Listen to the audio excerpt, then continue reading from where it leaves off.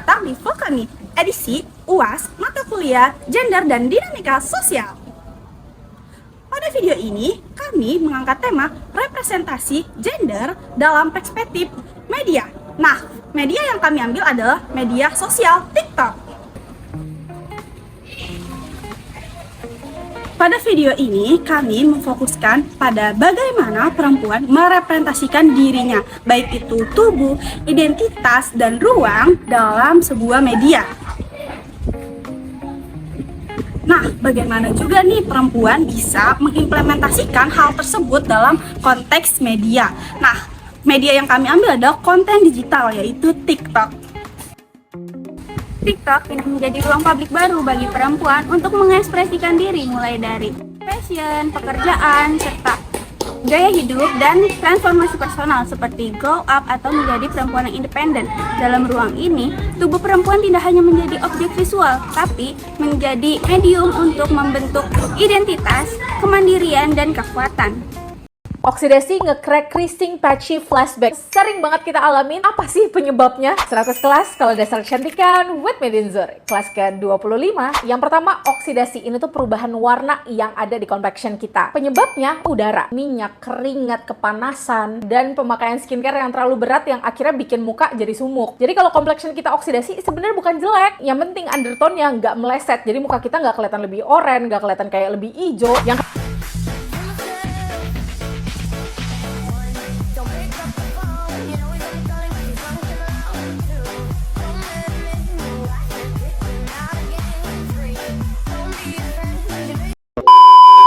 Nah, kali ini kelompok kami memfokuskan pada dua representasi perempuan. Yang pertama adalah perempuan yang bekerja di bidang kantoran, dan yang kedua adalah perempuan yang bekerja di media sosial sebagai content creator di bidang beauty.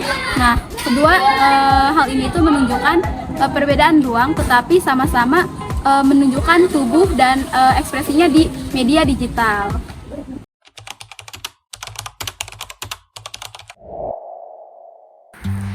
Oke Kak, terima kasih karena sudah bersedia untuk diwawancara.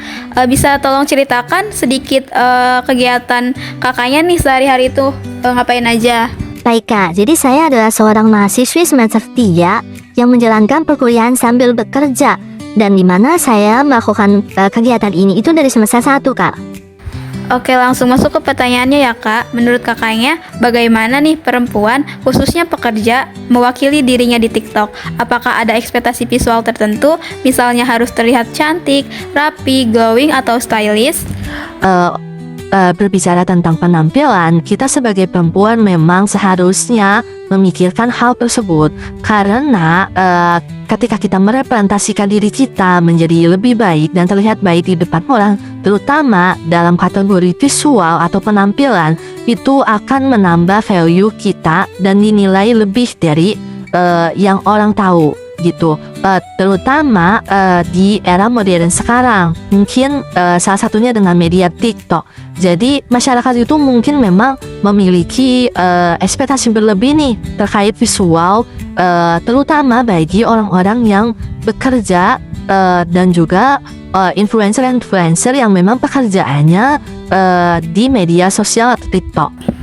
Sebagai perempuan di ruang kerja, apakah kakaknya itu merasa tubuh dan penampilan itu menjadi bagian penting nih dari representasi diri? Ya Kak, seperti yang tadi saya bilang, betul sekali. Jadi kita sebagai perempuan itu memiliki value yang tinggi, tetapi kita juga harus paham mengenai arti kita merepresentasikan diri di depan umum. Jadi ketika kita merepresentasikan diri kita dengan penampilan yang baik, penampilan yang oke, kita akan bisa melihat nih seseorang memandang kita seperti apa. Mungkin gitu Kak. Oke, terima kasih Kak atas waktunya.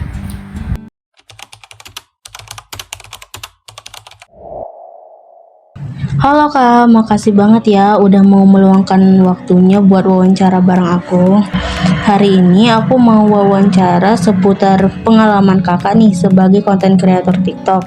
Tapi sebelumnya, sebelum masuk ke pertanyaan nih, boleh dong kakak kenalan dulu ke teman-teman yang nonton. Boleh banget dong pastinya ya. Sebelumnya kenalin, nama aku Tiara Rizkita Rasid Basir. Kebetulan aku baru banget nih lulus dari Universitas Negeri Jakarta juga, khususnya di Fakultas Teknik ya. Dan sekarang ini aku sedang kerja sebagai social media spesialis di salah satu perusahaan milik kreator TikTok, yaitu Kakak Atia Rachmani atau Kakak Yuhu yang biasa kalian kenal, dan juga Kakak Rio Ardila. Oke, nah kalau kita lihat nih kayak konten-konten di TikTok tuh biasanya kan ada tampilan visualnya gitu ya, kayak live mereka tuh. Nah, kalau kita lihat ya kelihatan itu lebih penting banget gitu ya. Nah, menurut Kak Ara nih, seberapa penting sih identitas visual seperti make up, stylist, warna kulit atau bentuk tubuh dalam membuat konten? Oke, menurut aku pribadi untuk identitas visual itu sangatlah penting ya, apalagi di perusahaan aku yang ditonjolkan itu adalah wajahnya, karena perusahaan aku kan menjualnya itu bulu mata ya, bulu mata, otomatis yang terlihat pasti ya wajahnya. Jadi kayak di identitas visualnya itu kecantikan ya, jatuhnya tuh kecantikan yang harus kita tampilkan atau kita tonjolkan untuk menarik dan juga meyakinkan para customer yang nantinya mungkin akan menjadi customer pelanggan setia ya. Biasanya aku sih bikin before after juga ya. Before after itu sebagai identitas visual kan. Jadi kayak misalkan ada perubahan nih di dalam wajah kita gitu loh. Terlihat perubahannya kan, kita jualannya bulu mata tuh. Makanya di situ untuk identitas visual pasti penting banget ya. Oke, karena audiens itu kan melihat kakak langsung ya dari penampilan di layar. Iya. Nah, pernah nggak Kak Ara merasa kalau tubuh dan wajah itu bukan cuma penampilan, tapi juga jadi ruang kerja dalam profesi sebagai content creator? Pernah banget dong, menurut aku tubuh dan juga wajah itu merupakan media utama ya sebagai kita konten kreator, karena itu yang akan ditampilkan atau dilihat oleh para audiens yang ada di TikTok atau netizen lah jawabannya kan. Nah itu juga salah satu poin penting ya untuk apa tadi tuh, untuk ruang kerja ya, untuk ruang kerja. Nah selain itu juga biasanya sih untuk skill juga ya yang paling penting ya. Jadi nggak cuman penampilan aja, tapi skill juga harus memadai. Oke, dan menurut Kak Ara nih, Ya. TikTok itu lebih memberi ruang bebas bagi perempuan untuk mengekspresikan diri atau justru memperkuat standar kecantikan tertentu? Oke, menurut aku pribadi, TikTok itu sebenarnya nggak sepenuhnya ruang yang bebas ya. Jadi nggak semua hal itu bisa kita tuangkan di TikTok, karena platform di TikTok itu sudah punya permainannya sendiri dan sistem marketingnya sendiri pastinya ya. Ada yang namanya algoritma, tren, dan juga ekspektasi tertentu yang nggak mungkin kalian nggak pahami ya. Jadi kalian memang harus paham sampai ke titik itu. Di sisi lain juga sebagai konten kreator itu di TikTok juga butuh mental yang kuat ya pastinya ya. Karena ketika kita tampil di ruang publik ya, banyak banget orang yang memperhatikan kita dari berbagai macam sudut. Bukan cuman soal kontennya doang nih, tapi juga dari penampilannya, cara bicaranya, bahkan hal-hal kecil yang kadang nggak kita sadari.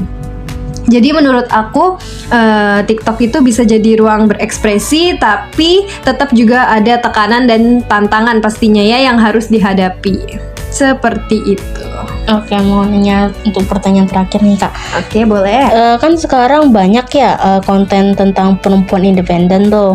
Menurut Kak Ara sendiri, tren seperti go up atau becoming that girl atau perempuan membangun bisnis lewat TikTok itu lebih empowering atau malah bisa jadi tekanan baru buat perempuan? Menurut aku ya, untuk tren glow up atau perempuan independen itu bisa jadi inspirasi sih. Tapi karena di TikTok itu punya algoritma dan standar tertentu, tren tersebut juga bisa jadi tekanan ya buat beberapa orang, seolah perempuan itu harus terlihat sukses dan juga berkembang. Jadi menurut aku penting banget nih buat tetap sadar akan batasan dan juga mental health kita masing-masing ya. Karena nggak semua proses hidup bisa ditampilkan di TikTok. Jadi nggak semua proses yang lancar yang ada di TikTok itu bisa dijalankan selancar itu. Jadi ada problemnya yang tidak ditampilkan pastinya di media. Seperti itu.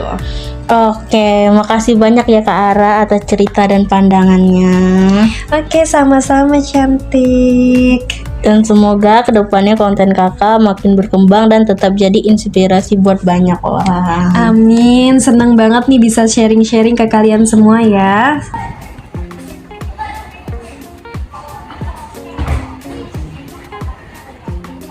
Dari hasil wawancara dan observasi yang telah kami lakukan, kami melihat bahwa TikTok sebagai ruang publik digital di mana tubuh perempuan tampil dan dinegosiasikan.